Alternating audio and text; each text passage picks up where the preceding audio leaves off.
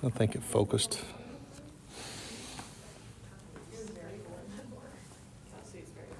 So what we talked about on Wednesday was, we started in chapter 5, we talked about the systems and how we identify those.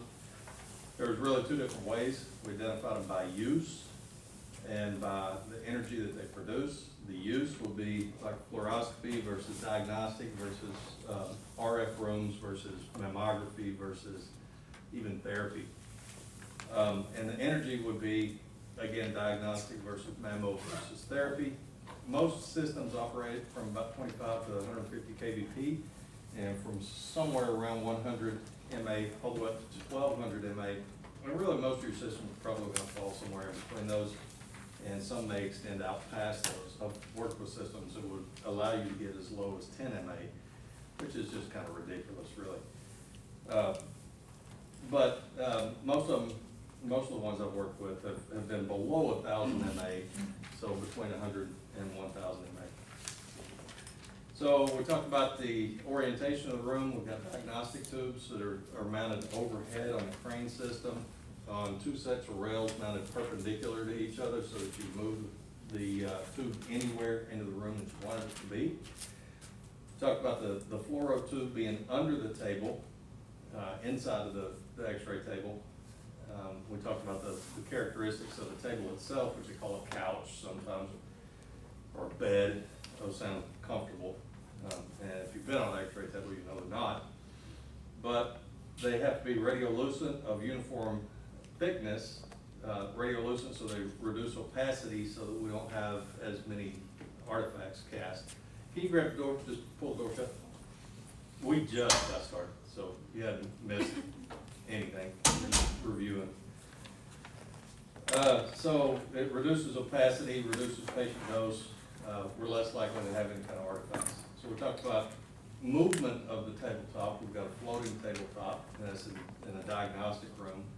And those are where you step on the pedal, like down in the lab, you step on the pedal, you can move the tabletop anywhere you want it to go. And that's what we call a floating tabletop. And then we've got the motor driven, and those are on fluoroscopy tables. We talked about in fluoroscopy tables, construction of the fluoroscopy table. We had to have the bucky where we could move it, and you gotta get it out of the way unless you've got a fluoro through top bucky. You gotta get that bucky out of the way whenever you're doing a fluoro exam. You either park it at the head or the foot of the table. And the slot where the bucky is and where it travels is what we call the bucky slot. And the bucky itself being the Potter bucky diaphragm. It's a place where scatter radiation can come through and increase your occupational dose, so they put a cover over that, and they call that the bucky slot cover. That's just radiation protection for you. We talked about the image intensifier being an image receptor in fluoroscopy, and it's over the patient in most cases. Some of your tubes will actually have it inside of the x-ray, or some of your rooms will have it inside of the x-ray table. So we talked about the shield on that being radiation protection for the users, and the Wednesday bunch said that nobody uses that. So stand behind whoever's using fluoroscopies, because they're getting a lot of scatter radiation into the room. We talked about where to put the overhead tube whenever you're doing fluoroscopy, otherwise you're probably going to break something off the tube with the fluoro tower. So we talked about the three parts of the imaging system being the x-ray tube, the console, and the high voltage generator system. And we're going to finish up talking about the console today. We're going to talk a little bit about the generator system. The x-ray tube we'll touch on, but really the x-ray tube has got the chapter all to itself, so we'll go over that in a different section.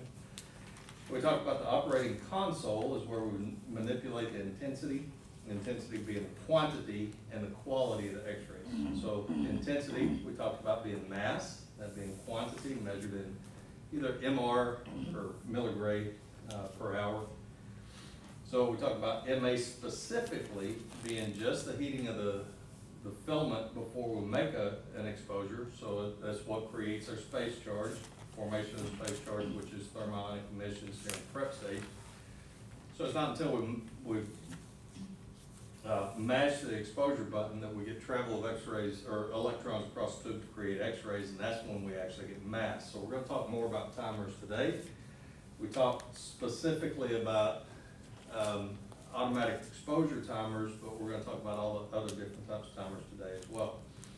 We talked about KVP, KVP being the potential difference. That's the speed with which the electrons travel across the tube. So the KVP controls our electric potential, the attraction between the cathode and the anode, and how fast the electrons travel.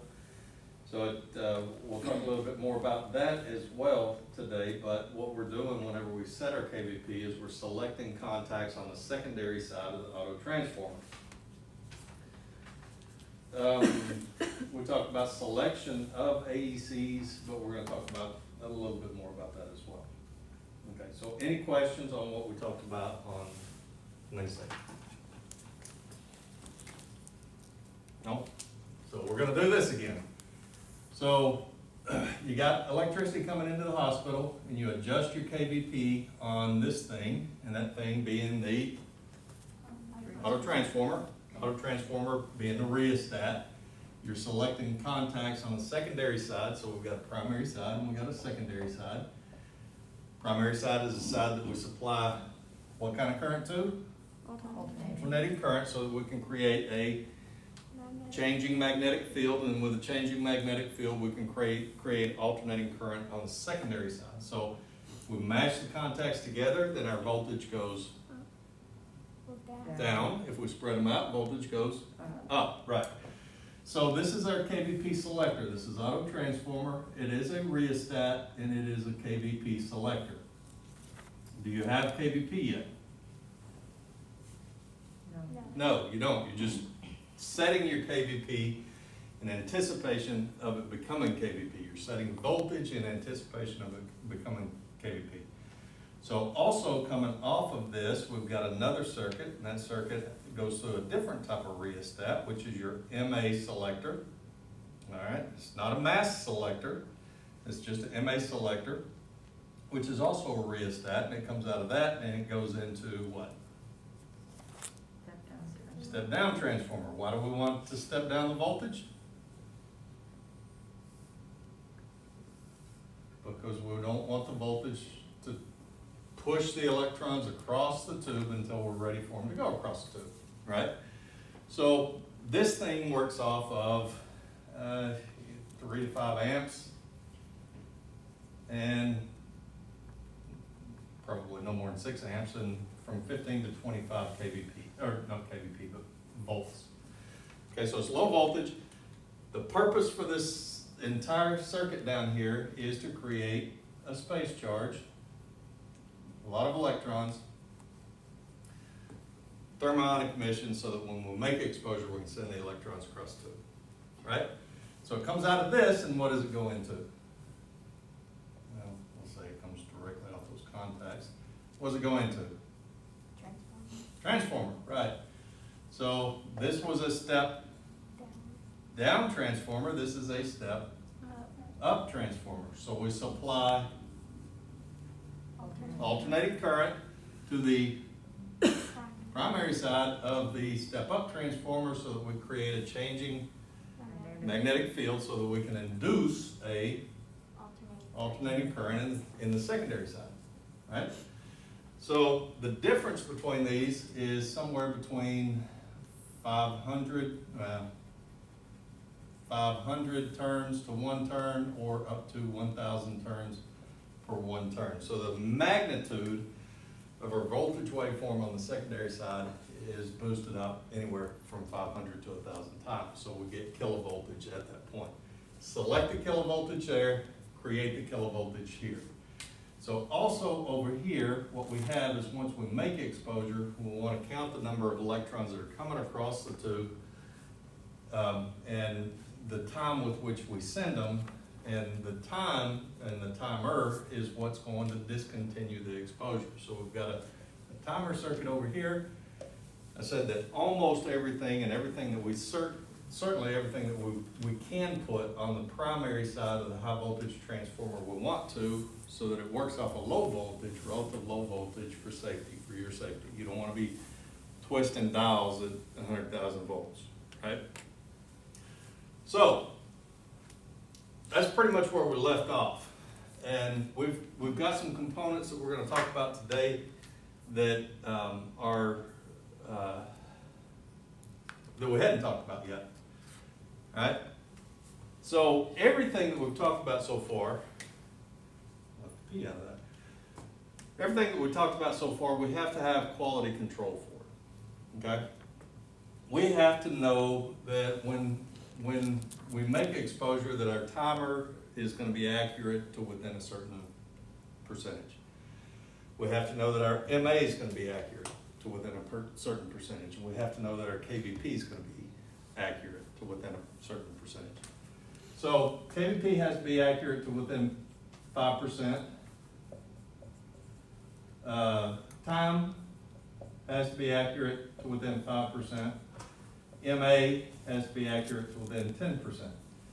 This is what we call linearity. And we'll talk about linearity later in the curriculum, but it's just MA accuracy.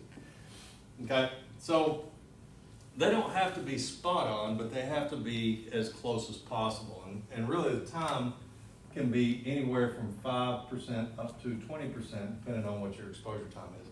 Exposure timers become extremely inaccurate at very short exposure times. So at 20%, we're talking about 10 milliseconds and under, all right? The rest of your exposure time should be accurate to within 5%. So they've got to be pretty accurate. They don't have to be spot on, but they need to be as spot on as possible. So every year you're probably going to have a physicist come into each one of your x-ray rooms, and they're going to take a look at everything. They're going to look at KVP, see how accurate it is. They're going to look at time and test your timers, see how accurate they are. And they're going to look at your MA stations. They're going to look at a lot of stuff. And some of this stuff all at the same time. They're going to look at how accurate your collimators are. They're going to look at a lot of different stuff. Okay. So KVP is what you may be going through in Trina's class, and what we'll definitely go through next semester is emission, and we'll talk about it this semester as well, is emission from the x-ray tube. Nothing affects emission from the x-ray tube quite like KVP. KVP has to be pretty accurate. Have y'all talked about the 15% rule at all? Yes. Okay. Okay, so what is the 15% rule? If you increase KVP by 15%, it's the same as changing the mass by 2. Right, it's kind of like buying toilet paper. You buy toilet paper, what does it say on there? 15 equals 100, right? That's KVP and its relationship to quantity. It's a 15% change in KVP affects the exposure to image receptor by 100%. Okay, so 15% change in KVP gets you to the same change at the image receptor that you would see with a 100% change in mass. Okay, so if 15% of a change in KVP doubles your exposure to image receptor, then a 5% change would do what?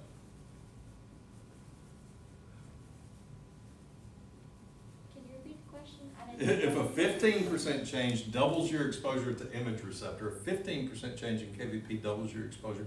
If you don't do anything with mass, 15% change in KVP doubles your exposure to the image receptor. How much of a change is 5% going to give you? Well, how much of 15 is 5? It's 1/3, right? So your exposure, if your KVP is off by 5%, your exposure to the image receptor can change by as much as 1/3. Is that significant? Fairly. It takes about a 30% change in mass to affect any real change in exposure at the image receptor. So you're getting to the point where it can make a difference, right? So our KVP has to be accurate. Problem is KVP is inherently inaccurate. The voltage that you're supplied, even at your house, is extremely inaccurate. All right, so let's say it's nighttime and you're sitting watching TV. So it's nighttime, so you got the lights on. It's wintertime, and it could be summertime, but wintertime for this example, because heaters suck a lot of electricity. So you're watching TV, you got all the lights on. And all of a sudden the heater kicks on. What happens with your lights? They dim for just a bit, and then they come back up, right? So they dim a little bit, and that voltage swing can be pretty significant. It could be as much as 5 to 10% voltage change in your house, okay? Now apply that to what we're doing here. You set your KVP, and you make an exposure right when the hospital air conditioner is kicking on, and it sucks 10% of your power, then what are you gonna get if 5% gives you a noticeable change in your exposure? If you lose 10% of your KVP, what do you get? You get twice of noticeable, it's very noticeable output change, right? So we have to have a way to prevent surges. We have to have a way to prevent power surges before we set our KVP. So the component, the first component we hadn't talked about yet is what we call, we're gonna kind of bring this off of our primary contact, and we're gonna call this line voltage compensation. Okay, you've not seen this circuit in your machine at the hospital. And that is because this is taken care of in a computerized imaging system in a way that you just don't have to manipulate it at all. If you happen to go to work at a vet clinic or in a doctor's office where they just haven't been able to afford to update their machinery, you may work with a machine that's got this little thing off to the side, and it's usually up in one of the corners, either left-hand corner or right-hand corner, and it says line voltage compensation. And that's what this circuit does, is once in a while you've got to adjust it so that your output to the auto transformer is consistent and measured in a specific way. This thing is kind of like, it works kind of like a surge protector, but it works in a way that it protects deficiencies as well as surges, if that makes sense. So when the air conditioner kicks on, we don't have that. We got a constant supply of voltage to the auto transformer so that we can count on our voltage being accurate before we boost it up to kilovoltage. So it works more like a constant supply, almost like a battery backup, so that if the voltage goes down, line voltage compensation boosts it back up, so we've got within plus or minus 5% voltage before it goes into the step up to the auto transformer. If we get a surge rather, then it brings it back down so that we get a consistent feed into the auto transformer, so we know what our voltage is before we boost it up all the way up to kilovoltage, okay? So line voltage compensation does just that. It compensates for fluctuations in incoming line voltage. It's line voltage compensation, okay? Surge protector, constant supply of consistent voltage fed into the auto transformer. All right, so that's one thing. The other thing is that sometimes these contacts on the secondary side can slip. You know, you pushing the buttons and increasing and decreasing your voltage, sometimes they can slip. So again, your quality control guys, he's gonna come in and he's gonna measure the actual KVP that you have set compared to what actually comes out of the x-ray tube and make sure it's accurate. So once a year, maybe once every 6 months, at least once a year, he's gonna come in and take a look at that. Adjust it so that it's accurate to within plus or minus 5%. Same thing with the MR. He's gonna do linearity tests, and linearity, just to kind of get ahead of this thing, is what he's measuring is consistency between the MA stations. So 100 MA station should be within 10% of the adjusted boost up to the 200 MA station.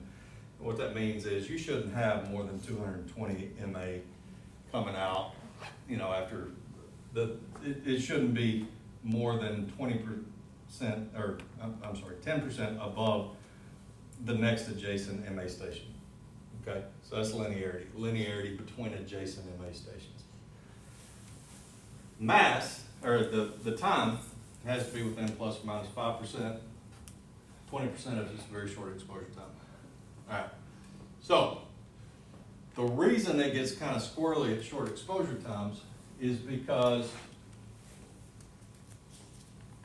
what we have to have is reaction time on a very short scale, okay? So when we make an exposure, we've got two things going on. We have interrogation. Interrogation is how quickly can you make it start working. Okay, you think of interrogation, what are you thinking of? Got a big light in somebody's face, you know? You will talk, you will tell me, you know, how quickly somebody comes to the truth in an investigation because of interrogation. So interrogation is how quickly your timer reacts to your exposure. And then we've got termination time. So 10 milliseconds is extremely quick, okay? So since it's that fast, your timers have a hard time resetting and getting to the point of exposure to where they can start, initiate, and terminate the exposure quickly enough. It's very tough. And it gets even harder with different types of timers. It gets impossible with certain types of timers. So we talked about our AECs. Did y'all get a chance to watch the video from Wednesday? No? Okay. AECs work based on your the amount of exposure you get to the image receptor. So when you go into clinicals, what you'll see is on your wall bucky, you may see 3, you may see 5 different boxes or circles. Those are representative of your photocells or your radiation detectors. These things work based on how much radiation they receive. And the example I used, or not the example, but the numbers I used on Wednesday was they want a certain amount of radiation before you turn them off. So you walk in and you're doing a chest x-ray on a patient, and you push the button for a chest x-ray. And what probably will happen is this one will not be activated. Okay? What are you looking for on chest x-ray? What anatomy? Lungs, right. So these two represent the lung fields. And you put the lungs directly over those photocels, you make an exposure. And what they're going to be wanting is a certain amount of exposure before they send a signal over to the timer circuit. And the timer circuit, the purpose for the timer circuit is to discontinue the exposure. So they're counting photons. So they may get to 5 MR, and at 5 MR, they're going to send a signal over to the timer circuit to turn off the exposure. You don't manipulate these. The only thing that you do is select them, but you don't select your time whenever you are a phototimer. You just select the cells, and the cells take care of the time. So all they are is like a Geiger counter. It's a radiation detector, and it's just counting numbers. So once it gets to that number, then it sends a signal over to the timer circuit to discontinue exposure. So you got a little bitty skinny patient, How long is it going to take to get to that number compared to somebody who's really, really thick? Not long, right? So what's the difference between those two? Patient thickness and in your exposure, what's the difference? Your MA is set, so the only thing that really changes is KVP is set too. Is the time, right? So these still just want 5 MR, regardless of how thick the patient is. You know, if the patient's really, really thin, it wants 5 MR. If the patient's really, really thick, it still wants 5 MR. Your KVP is set, your MA is set, so the only variable that changes is the time. So in that way, these, and it's what we call them is phototimers. Phototimers set your time whenever you're using automatic exposure controls. Okay, so the way that you manipulate these is that you can manipulate them by using a different combination. And what they do is the overall exposure has to reach a certain amount. So let's say this patient in particular, you got one patient that's yay thick, and you get an exposure, and you got your next patient that's exactly the same thickness, they're exactly the same size patient. But this lung is full of fluid, they got a massive pleural effusion. So before it sends a signal over to the timer circuit to discontinue the exposure, that's still got to get 5 MR, right? So what's going to happen? It's going to take more time. Exactly, it's just going to take more time. So pathology doesn't really matter. Patient size doesn't really matter. This is just counting photons to send a signal to terminate the exposure. But there are times that you want to increase the exposure. And I use the example on Wednesday, and we're about to get into spine work, is if you got a patient that's got broad hips and a narrow waist, and you're trying to get the lower portion of the L spine, L5S1, then what you run into sometimes is because of the narrow waist and wider hips, you got a density difference that is hard for the phototimers to get an adequate density to it. So what you can do is, if you look on your control panel, what you'll see are a number of buttons. You got a normal, and you got a +1, and you got a +2. Have any of y'all seen these?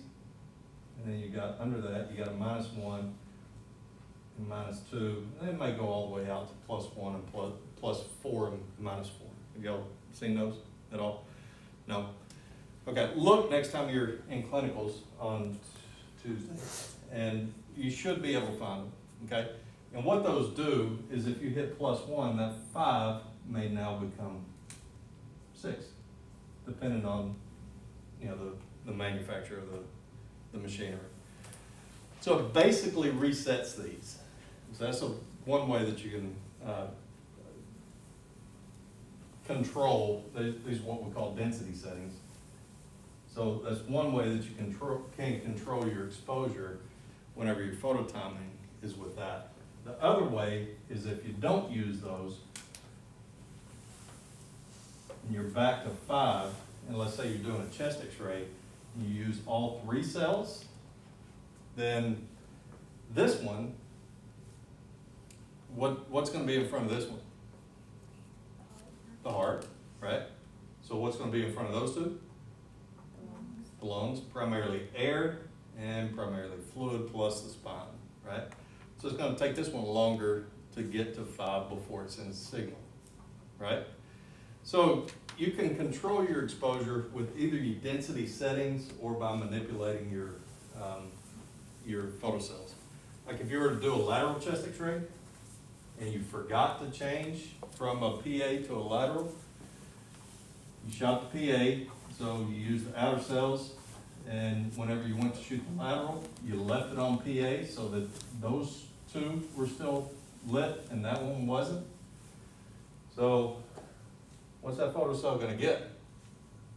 It's going to get direct exposure, right? If it gets direct exposure, how quickly is it going to get to that 5 MR?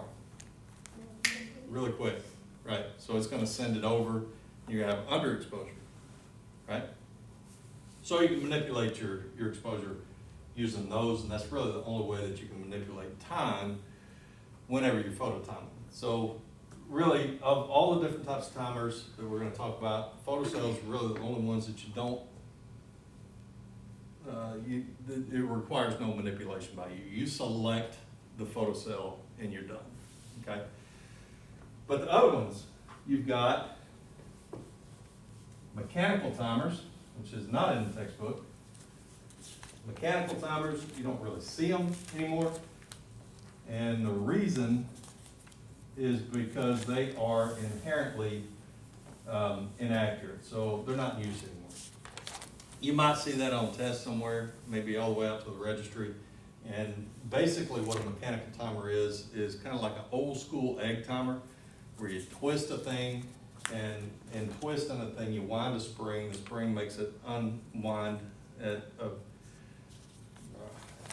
I'd say relatively accurate timer, but you know what you're looking at is a time that would not fit within the ±5%. So, you know, even though, let's say you set a half-second exposure by twisting this timer, you may be off by 20 or 30%. So that's unacceptable. So we don't use those anymore. Synchronous timers, you might see, most of the time, what you're going to see are electronic timers. Okay, electronic timers afford the lowest exposure. You're not going to get 10 milliseconds off of any other type of exposure. So they allow for the shortest exposure, or the most common electronic are, the most common, allow for the shortest exposure, and the most accurate. But synchronous timers are extremely accurate as well, but they don't get us to that point. So synchronous timers work off of incoming line voltage in the waveform. So voltage, our current, let's say, is alternating current, right? Incoming current into the system is alternating current. So alternating current works off of the sine wave. So it goes in, it comes out, and it goes in, it comes out. So these are all going in one direction, these are going in the opposite direction. Now we talked about in the last section how often those sine waves change, right? And how often was that? How many hertz do we use?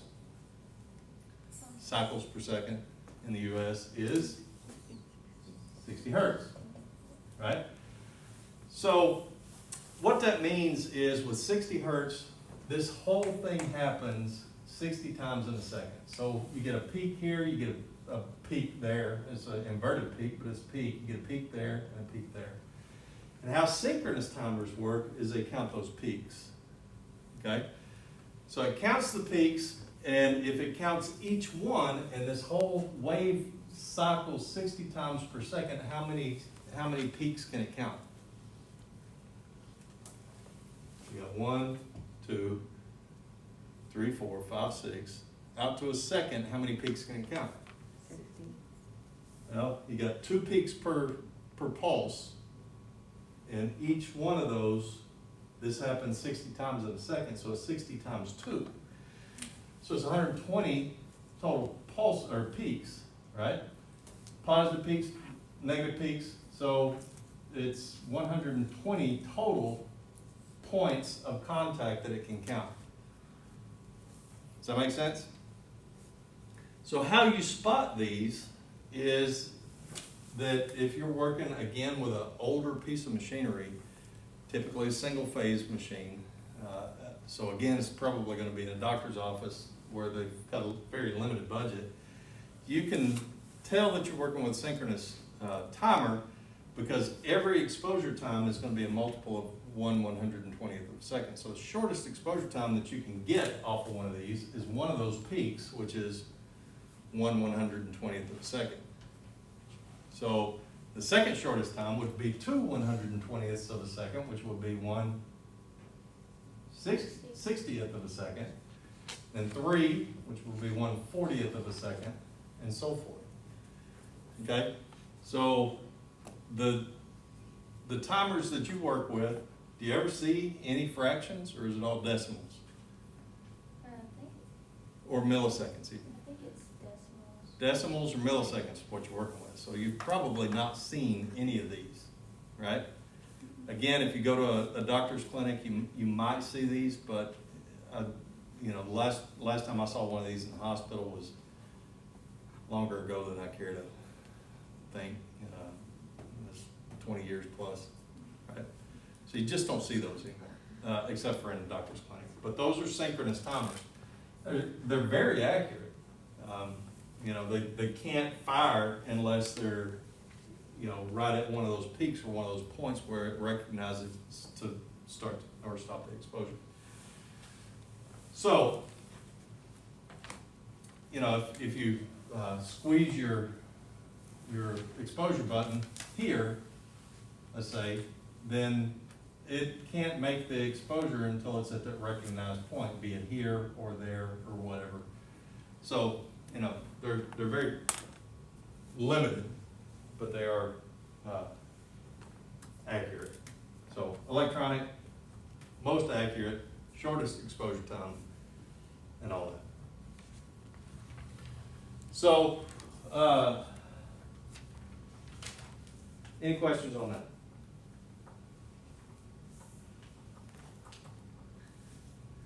Okay, well, we got also some specific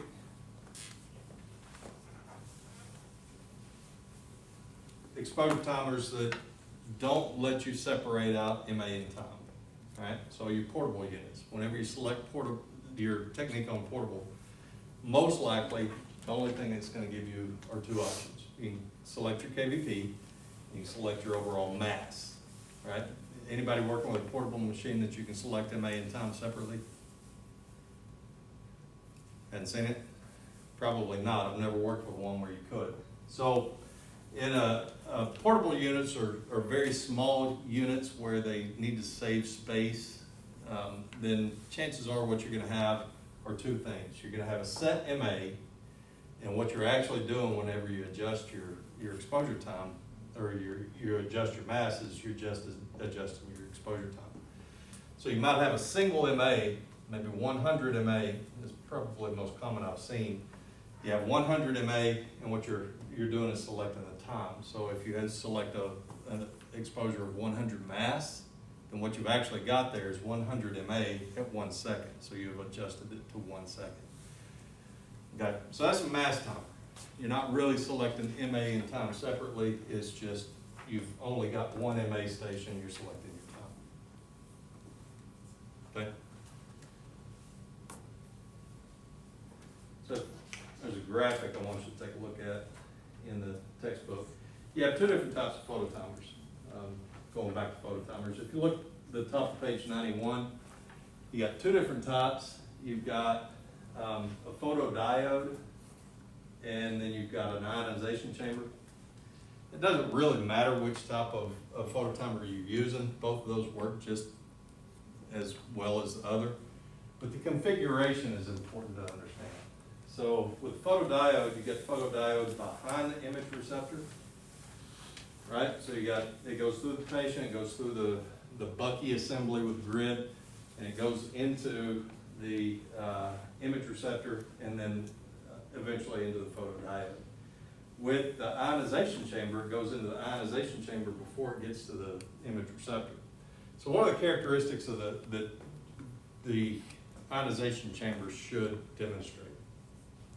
What's it going to be? Made out of metal? No, why not?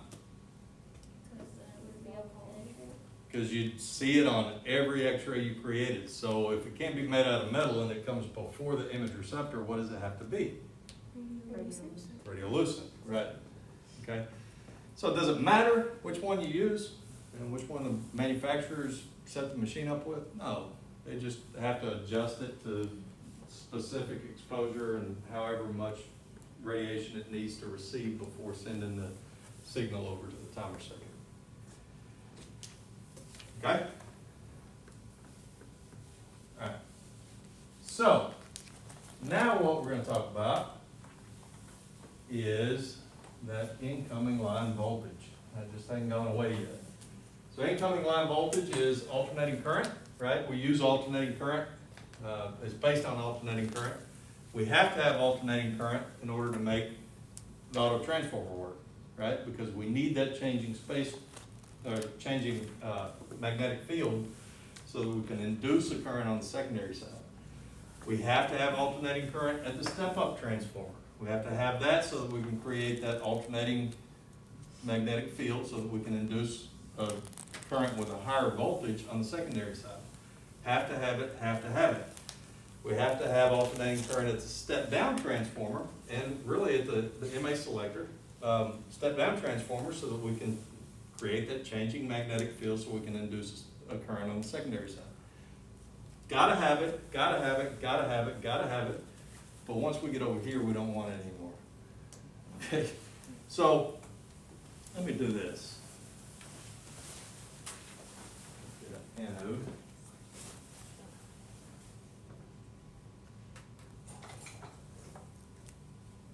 Well,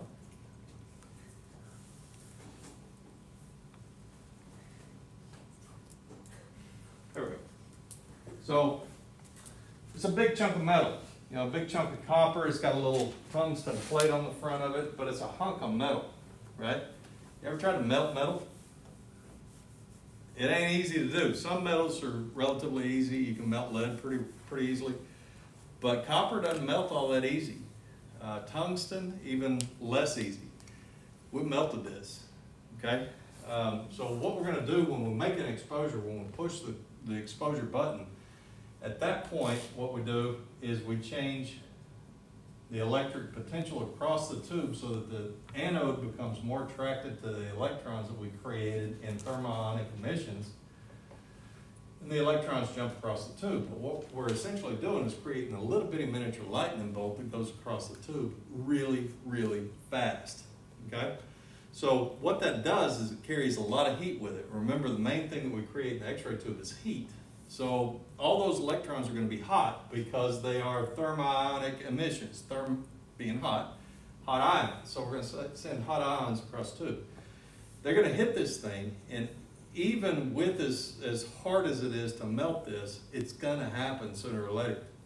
So I'm going to pass this around and let you look at it and see the damage that has taken place on this anode, as a stationary anode. We don't use those anymore either, but it's a good example of what can happen. So if we got this big hunk of metal over here, big chunk of metal, and we can do a lot of damage to that chunk of metal, imagine if those electrons got over there and they decided to come back across the tube, because we have alternating current, and suddenly this becomes positive and this becomes negative, and those electrons travel back across the tube. If it did that to that, what would it do to this little bitty skinny tiny piece of metal? Single exposure, it's gone, okay? So we don't want that to happen. We want electrons only going across the tube from the cathode to the anode. We don't want them coming back across, right? So we want exposure to not be alternating current. We want it to be direct current. Okay? So we want direct current in the X-ray tube. We want alternating current here. We want alternating current here. We want it here. We want it here. We want it here. We want to get rid of it before it gets here. Okay? So we've got to fix it. So we've got a problem in that we've still got alternating current to right there. We've still got alternating current to right here. And frankly, this doesn't matter going just through the filament itself. It's at exposure that we want electrons only going in one direction. They can go back and forth through the filament this way. We just don't want them going back and forth across the tube. So this portion of the circuit, we've got a problem with. We've got a problem. When you got a problem, what do you say you're going to do? What's a different word for remedy? Solution. Any others? Fix it. Yeah, fix it. We're going to fix it. We're going to find a solution. We're going to rectify the problem. Okay? So what we're going to put are rectifiers. So our problem is alternating current. We're going to rectify the problem with rectifiers. So what we're going to do before everything gets over into our anode is we're going to run our alternating current through a circuit that takes and it changes alternating current. So we've got alternating current to this point, and past this point we're going to have direct current. So it only goes into the tube in one direction. So what we're going to have are 4 different rectifiers. Okay? And these may not be drawn perfectly, exactly the way they should be, but that's okay. I'm going to explain them. Okay? Yeah, that's completely not where that went. Okay, so a rectifier in a graphic, in a drawing, is drawn like this. And different textbooks may show this in different directions, in different configurations. But this is basically what they are, okay? You got flow of electricity can go in a specific direction. It goes with the arrow, but whenever it's trying to come back, it hits that brick wall before it gets to the arrow and can't go anywhere. So electricity can flow in one direction, cannot flow in the opposite direction. We talked in the last section about things that would allow, sometimes under certain circumstances, electricity to flow, and in other circumstances they would not. What do we call those? Semiconductors, exactly. So what we're going to use are 4 semiconducting rectifiers in our configuration. So the thing is, with our incoming line voltage, our voltage waveform doing this, all right? So it's going in one direction, and then it's going in the opposite direction. If we could just eliminate this bottom side, like that, do I have alternating current anymore? No, I've got direct current, and I'm only using half the waveform because the entire waveform looked like that, right? But I've eliminated the negative side of the waveform. Have I accomplished my goal? I've changed from alternating current to direct current, right? And this is how these things work. I'll go to the other board and draw this out.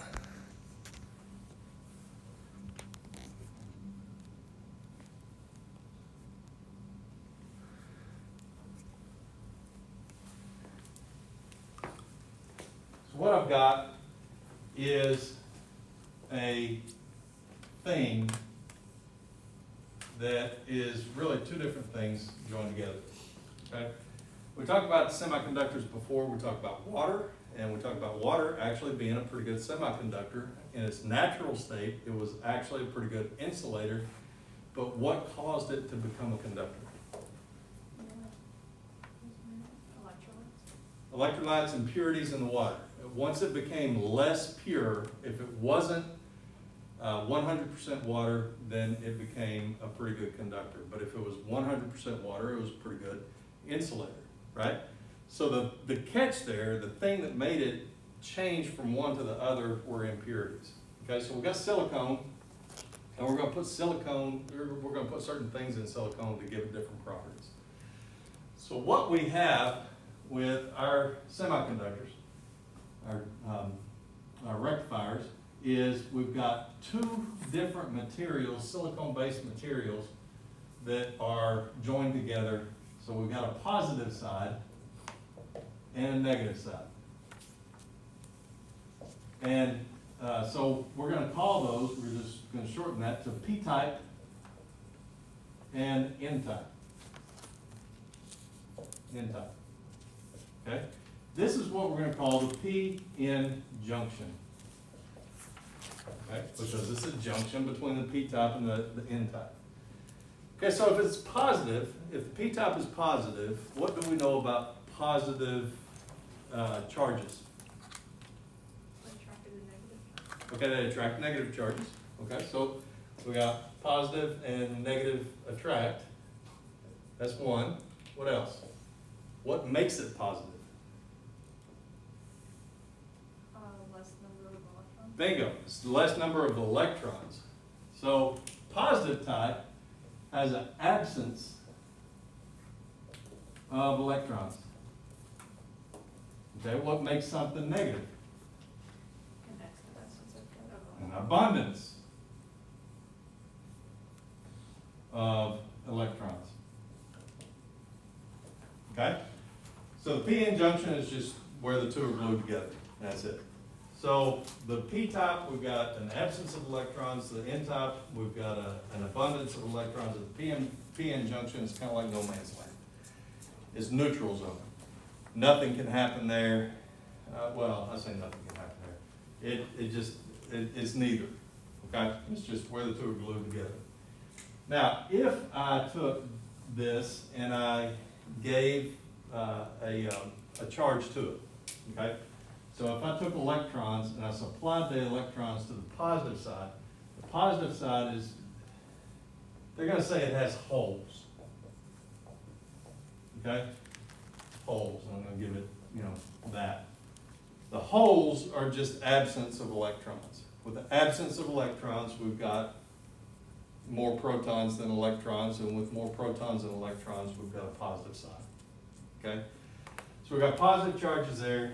If we apply a negative charge to these, to the p side, and we've got all these holes floating around in here, and they are relatively positive charged, and we supply these negative charges to it, what are going to happen? What is going to happen? They're going to attract, right? So all of these things, all these holes, are going to line up right there. Okay? So what happened to the p-n junction? It just separated, right? So the holes left the p-n junction.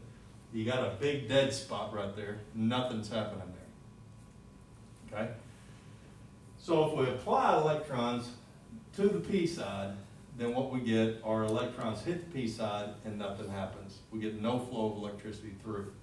But if we apply electrons, now we're going to distribute these again throughout. We've got all these positive charges just floating around here. If we apply electric charge to the inside, not the inside, but the inside, then what do we know about electrons and all negative charges or like charges and their relationship to each other? They're going to repel, right? So if I supply electrons here, then where are these electrons going to go? They're going to go straight that way. What's going to happen with those holes? They're going to go this way until they get filled up, and then we get electron flow through. So if we supply electrons to the inside, then it floods across the p-n junction into the holes, and we get electrons that flow from n to p. But if we supply electrons to the p side, no flow. Okay? So let's simplify this.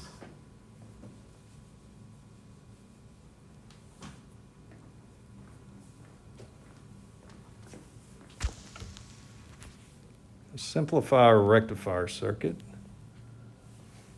Is that on? Is it?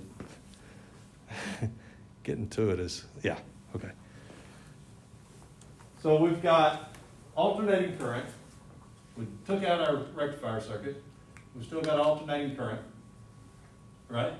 If I put a rectifier here that would allow electrons to go in that direction, but would not allow electrons to go in this direction, let's say we drew it like this. So the electrons could go that way, but it could not come back this way.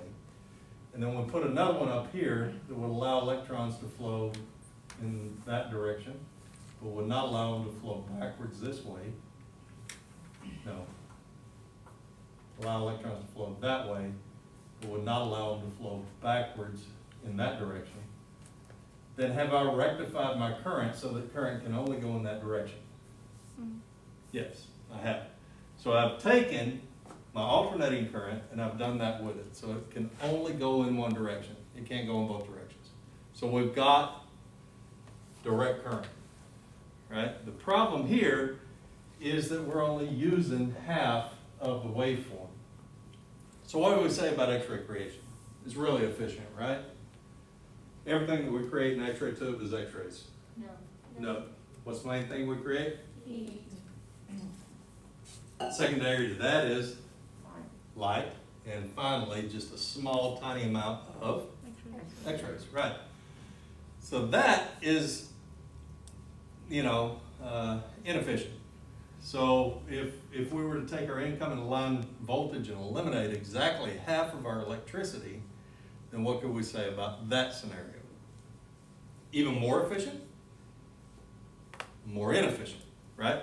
So what if we could take that negative side and instead of just throwing it away, what if we could turn it upside down and make it look like that?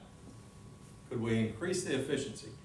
It's not really going to increase the percentage of X-rays that are going to, or electrons that are going to be converted to X-rays, but could we at least, for every exposure that we make, increase output of the X-ray tube? The answer is yes. Okay, we can't do that doing this. What we have to do is give it away so that, well, let me draw that back in. If we could give it away to where when it tried to come back this direction, it was trying to come back this direction, if we could give it a way to kind of hop over that and reconnect here so that that pulse going in that direction could flow, but whenever it tried to come back, it could be bled off to come back in and follow it, the first pulse back into the system. Could we not do that? Did you kind of follow what I did there? It goes, it's gonna stop, but instead of stopping, it hops over and it goes back in for a second pulse. So we've got 2 pulses instead of 1. Could we not improve the efficiency of our output? Answer is yes. That's too simplistic. So what we have is an entire circuit that does that for us. All right, so when electrons try to travel in one direction, they can, but whenever they're trying to come back in the opposite direction, what's going to happen is they're going to have to go through this whole gymnastics thing and go back in the same direction again.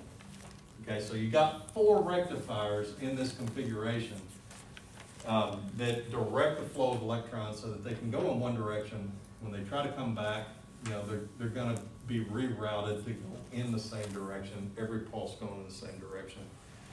And in that way, we use the whole wave instead of just half of it. Increases efficiency. Okay?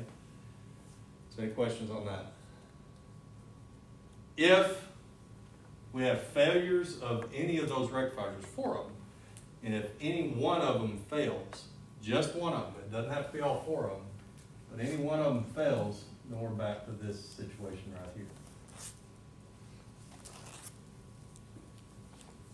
It cuts our output in half.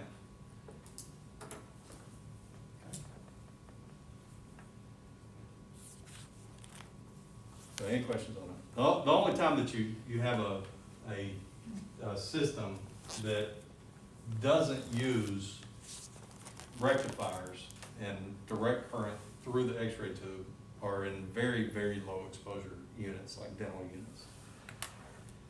Last time I went to the dentist, I may have told you all this, last time I went to the dentist, they had a handheld X-ray tube. Have y'all seen this thing? No? Every other time I've ever been to the dentist, it's hanging off the wall and, you know, they put it right up next to your face. And this last time, they had a handheld unit. So all this stuff was in just this little plastic gun that they just stuck up to your face and went, zzz, okay, I'm done. So very, very low exposure. For dental units, that's fine. That's what you call a self-rectified tube. And what the self-rectified tube is it's such low exposure, the X-rays will, or the electrons will go across the tube in one direction, but they won't come back across. There's just not enough of a potential difference between both ends of the X-ray tube to make it come back across. They don't use 120 kVp. Our units, we couldn't do that. If we tried that, again, we'd wind up breaking our filament if we got that reverse voltage.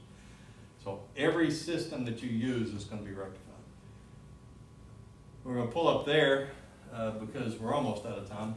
But we're going to pull up there, and on Wednesday of next week, we're going to talk about the different types of generator systems. So we've got single phase, we've got 3-phase, we've got high frequency, and we'll finish up the chapter on Wednesday.